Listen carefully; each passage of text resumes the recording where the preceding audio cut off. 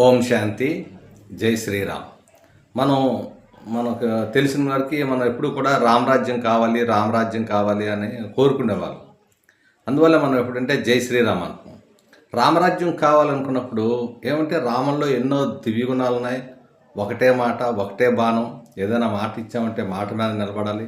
ఎన్నో మనకి తెలుసు. ఆ విధంగా ఏంటంటే రాముడు ఎవరిని ఎక్కువగా ఆరాధించేవారు? శివుణ్ణి ఆరాధించారు. సో ఎందువల్లంటే శివుడి దగ్గర ఆల్మైట్ అథారిటీ పవర్స్ మనోభిరాముడు అంటారు.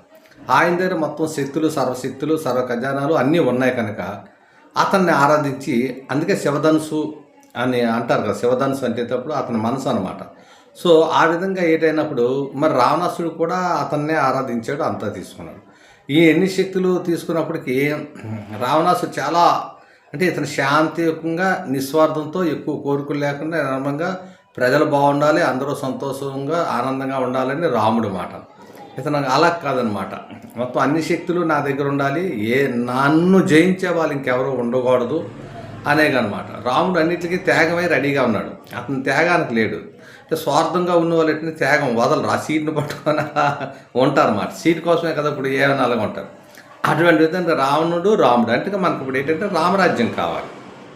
అలాగేంటంటే ఇప్పుడు యావత్ ప్రపంచం కూడా ప్రపంచం ఏంటంటే ప్రతి ఒక్కరూ వాళ్ళంటారు. మొత్తం భారతదేశంలో ప్రపంచం మీద మేము విజయం పొంది ప్రపంచానికి ఒక ఇది అవ్వాలి అనుకుంటారు. కానీ అలా ఉండే ఆలోచనలన్నీ రావణ తాలూకు ఆలోచనలు సంబంధించినవి. అంటే రావణుడు అందులో ఏంటంటే 10 బుర్రలతో ఉంటాడు కనుక, అంటే 10 రకాలుగా ఆలోచిస్తారు కనుక అంటారన్నమాట. కానీ రాముడు ఒకటే ఆలోచన మాట. ఏక్ బాబా దసరా కోనకి ఏక్ బల్మే ఏక్ భరోసా ఏక్ మే అనేక్ అని హిందీలో ఒక శ్లోగం ఉందన్నమాట. ఆ విధంగా ఏంటంటే పరమాత్ముడు ఎప్పుడు కూడా అతను ఒక నిర్మలంగా ప్రశాంతంగా ఉండేవారు అన్నమాట. ఇతనంతా గంభీరత మాట.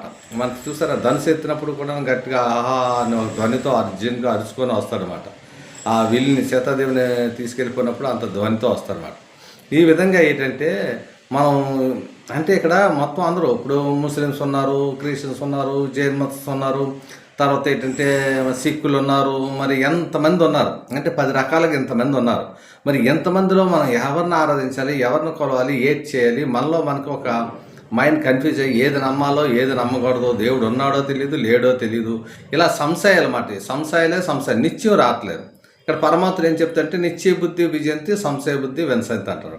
మీరు నిత్యం ఏంటంటే మన పురాణాలు ఇస్తాలు అలా వెనక్కి వెళ్తున్నప్పుడు భారతదేశమే మనకు స్వర్ణయుగంగా ఉండేది, స్వర్గంగా ఉండేది. మళ్ళీ అటువంటి భారతదేశాన్ని స్వర్గంగా తయారు చేస్తానని తండ్రి పరమాత్ముడు చెప్పాడు కనుక చేస్తాడు కదా. మరి చెయ్యాలి అనేటప్పటికి ఏంటంటే మోడీ అనేటప్పుడు ఎం వచ్చింది, ట్రంప్ అనేటప్పుడు టీ వచ్చింది, రెండు కొడితే ఎంటీ అంటే ఏంటి?